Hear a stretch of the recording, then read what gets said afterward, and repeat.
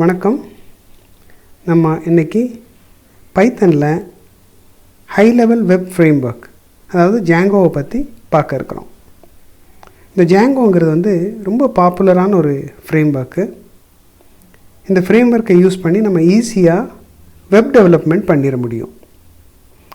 இது ஒரு open source. இதோட மற்றும் சிறப்பு அம்சங்கள் என்ன அப்படிங்கிறத இப்போ நம்ம பார்ப்போம். ஜாங்கோவை நம்ம ஈஸியாக செட்டப் பண்ணிக்கலாம். அதில் இன்னொரு சிறப்பு அம்சம் என்னென்னு பார்த்திங்கன்னா, எந்த ஒரு வெப் அப்ளிகேஷன் எழுதும் போதுமே யூசர் மேனேஜ்மெண்ட் அப்படிங்கிறது ஒரு பெரிய டாஸ்க்கு. ஸோ அந்த யூசர் மேனேஜ்மெண்ட் அதுக்கு ஒரு நல்ல ஒரு அட்மின் இன்டர்ஃபேஸும், அதாவது ஆட்டோமேட்டிக் அட்மின் இன்டர்ஃபேஸ்னு சொல்லுவாங்க, அது ஜாங்கோ ப்ரொவைட் பண்ணுது. அடுத்தபடியாக இந்த ஜாங்கோவில் டெவலப் பண்ணக்கூடிய அப்ளிகேஷன்ஸ் எல்லாமே நல்ல ஃபாஸ்ட்டாக இருக்குது. அதே போல் ஜாங்கோவில் end to end application testing பண்ணுறதுக்கும் உண்டான சப்போர்ட் கொடுத்துருக்காங்க. இதில் இன்னும் மிகச்சிறப்பான ஒரு விஷயம் என்ன அப்படின்னு பார்த்தீங்கன்னா, இதில் ரெஸ்ட் ஃப்ரேம்வொர்க் சப்போர்ட் ரொம்ப சிறப்பாக இருக்குது. நிறைய ஆத்தென்டிகேஷன் ப்ரோட்டோக்கால் அவங்க சப்போர்ட் பண்ணுறாங்க. ஜாங்கோவோட கேரக்டரிஸ்டிக்ஸ் அப்படின்னு எடுத்துக்கிட்டிங்கன்னா லூஸ்லி கப்புல்டு அப்படின்னு சொல்லுவாங்க.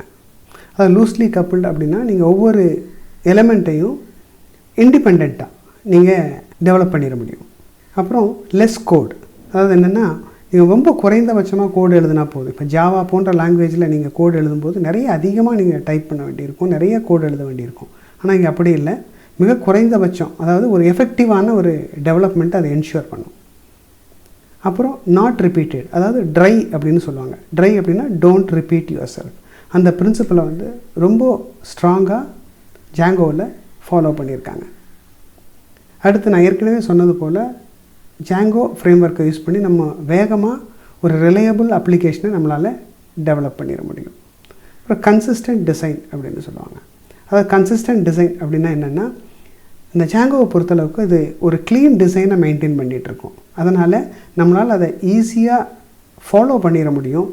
அதோட வெப் டெவலப்மெண்ட் ப்ராக்டிசஸ், அதாவது பெஸ்ட் ப்ராக்டிசஸ் நம்ம ஃபாலோ பண்ணுறது ரொம்ப ஈஸியாக இருக்கும்.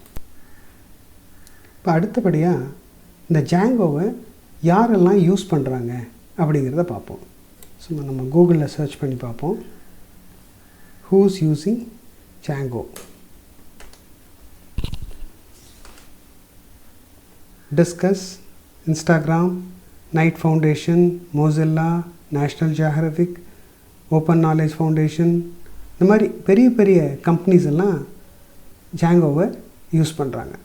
அடுத்தபடியாக நம்ம ஜாங்கோ ஃப்ரேம்வொர்க் யூஸ் பண்ணுறதுக்கு அடிப்படையாக நம்ம என்ன தெரிஞ்சிருக்கணும் அப்படிங்கிறத பார்ப்போம். அதாவது ப்ரீ ரிக்வசிட்ஸ் அப்படின்னு சொல்லுவாங்க.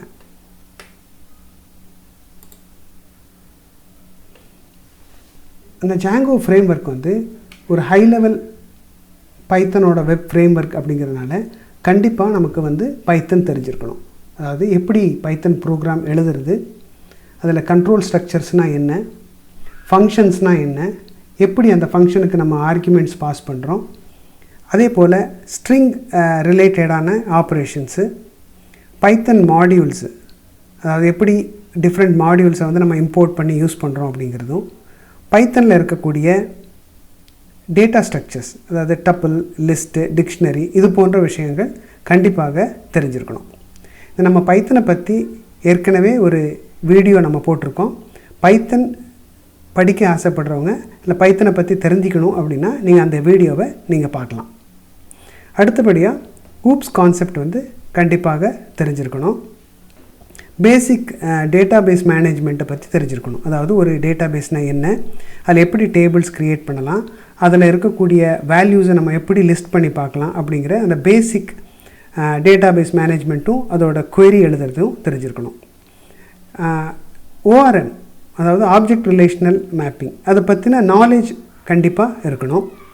அடுத்தபடியாக பேசிக் வெப் நாலேஜ், அதாவது நான் பேசிக் வெப் நாலேஜ் அப்படிங்கிறது வெப்னா என்ன, அதில் கெட்டுனா என்ன, போஸ்ட்னா என்ன, டிலீட்னா என்ன, யூஆர்எல் அப்படின்னா என்ன, இது போல் பேசிக்கான, அதாவது அடிப்படையான வெப் சம்மந்தப்பட்ட நாலேஜ் நமக்கு இருக்கணும். அதுக்கு அடுத்தபடியாக நமக்கு HTML அண்ட் CSS ஒரு HTMLல எப்படி ஒரு ஃபைல் எழுதணும், அதுக்கு எப்படி ஸ்டைல்ஸ் கொடுக்கணும், CSS இதெல்லாமே வந்து பேசிக்காக தெரிஞ்சால் போதும். இந்த ப்ரீரெக்வெஸ்டிஸ் நமக்கு தெரிஞ்சிருந்ததுன்னா, இந்த அடிப்படையான விஷயங்கள் நமக்கு தெரிஞ்சிருந்ததுன்னா நம்ம Django ஃப்ரேம்வொர்க் யூஸ் பண்ணுறது மிக சுலபமாக இருக்கும். ஸோ இந்த அடிப்படையான விஷயங்களை நீங்கள் Django படிக்கிறதுக்கு முன்னாடி தெரிந்து கொள்வது மிகவும் அவசியம் அப்படின்னு நான் நினைக்கிறேன். இந்த வகுப்பில் நம்ம Djangoவை பற்றின ஒரு அறிமுகம், அதாவது ஒரு இன்ட்ரொடக்ஷன் நம்ம பார்த்துருக்குறோம். இனி வரக்கூடிய வகுப்புகளில் Djangoவை பற்றின நிறைய விஷயங்களை நம்ம பகிர்ந்து கொள்ள இருக்கிறோம். இந்த வீடியோ உங்களுக்கு பிடிச்சிருந்ததுன்னா லைக் பண்ணுங்கள், இது தேவையானவர்களுக்கு பகிர்ந்து கொள்ளுங்கள்.